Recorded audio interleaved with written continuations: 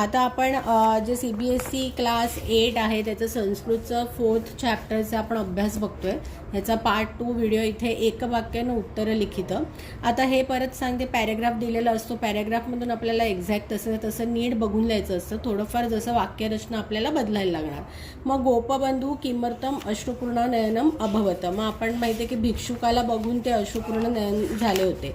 मग आता इथे हे उत्तर आहे। मग आता क्रदनध्वनिम, कोणाचा क्रदनध्वनी? सो भिक्षुकस्य क्रदनध्वनिम श्रुत्वेव, आता हेची गरज नाही आहे, गोपबंधू अश्रुपूर्ण नयन अभवत असायचं उत्तर लिहायचं। सो भिक्षुकस्य क्रदनध्वनिम श्रुत्वेव गोपबंधू अश्रुपूर्ण नयनम अभवत असायचं उत्तर येणार।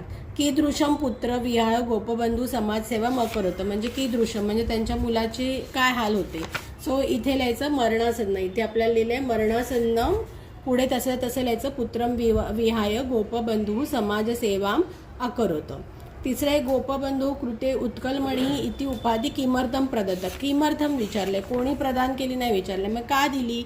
सो गोपबंधो हो म्हणजे त्यांचा, किंवा डायरेक्ट लिहायचं की तस्य समाजसेवाये देशसेवाये च तस्य असीम त्यागाय, त्यागाय म्हणजे त्यागासाठी, चतुर्थी विभक्ती येणार, त्यागाय कृते उत्कलमणी उपाधीही प्रदत्तः, ओके, किंवा त्यागाय प्रीत्यर्थम असं पण येणार, त्यागाय प्रीत्यर्थम उत्कलमणी इति उपाधी प्रदत्तः, म्हणजे परत कसं लिहायचं हे लिहिताना, समाजसेवाये देशसेवाये च तस्य असीम त्यागाय कृते किंवा त्यागाय प्रीत्यर्थम उत्कलमणी इति उपाधीही प्रदत्तः।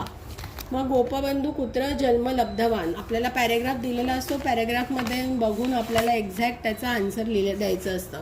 मग ओडिशा राज्यस्य पुरीजन प्रदस्य साक्षी गोपाल समीपे सुवांडू ग्रामे गोपबंधू, पुढचं तसं गोपबंधू जन्म लब्धवान, गोपबंधू सर्वदा केशाम उपयोगम कृतवान, ह्याचं उत्तर येणार की सर्वदा गोपबंधू सर्वदा स्वदेशस्य एव वस्त्राणाम वस्तूनाम च उपयोगम कृतवान, म्हणजे किंवा इथे जसा प्रश्न आहे तसा आपल्याला सो इथे गोपबंधू सर्वदा ते वाक्य लिहून उपयोगम कृतवान तसं आपल्याला लिहायचं आहे। सो गोपबंधू सर्वदा स्वदेशस्य एव वस्त्राणाम वस्तूनाम च उपयोगम कृतवान, हे असं आपला आन्सर येईल।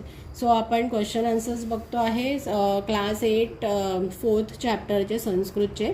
तुम्हाला आमचे व्हिडिओ आवडत असेल तर लाईक करा आणि पुढच्या पार्टसाठी वेट करा। थँक्यू।